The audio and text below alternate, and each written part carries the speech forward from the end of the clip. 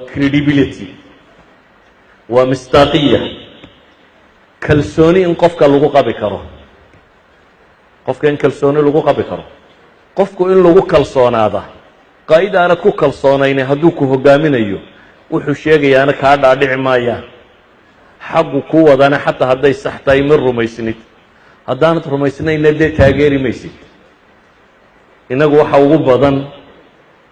haddii dadka lasii dacaayadeeyo oo lasii maago oo shaarka laga sii siibo oo kalsoonidaad dhulka gelinaysa hadday kalsoonidu dhulka gasho he can lead ma hogaamin kara dadka markaa waxay tilmaamayaan hogaamiyuhu waxyaabaha ugu weyn aanu ka rabnaa bay leeyihin waa inuu noqdo qof kalsooni lagu qabo kalsoonida maxaa sameeya hogaamiye lagu kalsoon yahay oo dadku raciyadiisu ka dambayso inuu noqdo maxaa sababa waxay dhahaan laba shay haddii laga helo kalsoonidaasi meeshay taalla waa maxay labada shay waa truth telling bay yidhaahdeen inuu run sheegayo qof run sheega inuu yahay oo aan been lagu baran hogaamiyuhu hadduu maalin walba intuu khudbadayo dadka been u sheego oo shalay kii uu sheegay haddana berrita ay been kala noqoto oo haddana maalinta dambe uu khudbadayo oo been kala sheego waxay leeyihiin marada ka dhacaysa wuu qaawismaya mara ka dhicistu waxa weeyaan dee kalsoonidaadii baanu helaynin therefore he can lead you kuma hogaamin karo idan waxa koowaade laga rabaa bay leeyihin qaa'idku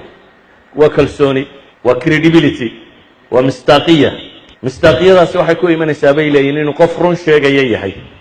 iyo trustworthy qof aamina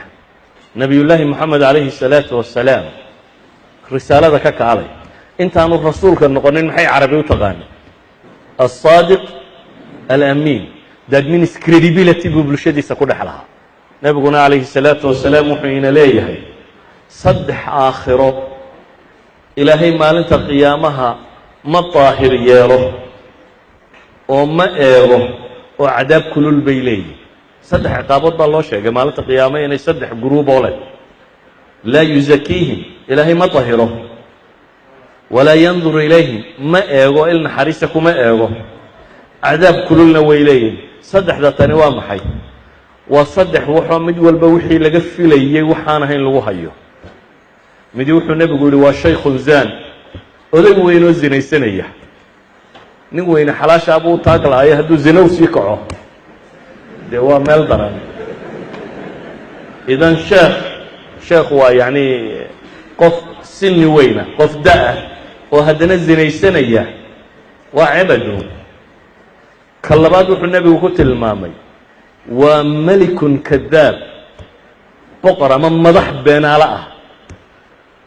trustalinkii baa laga laayay nin madaxa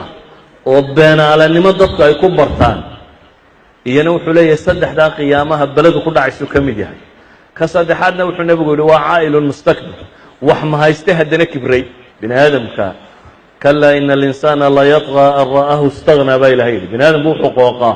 markuu ama sulto helo ama lacag helo ama markuu dee dabaqada sare ku biiro ayaa laga yaabaa inuu kibro laakiin midaan waxba haysanay hadduu kibirka bilaabo dee wax looga fadhiyey maaha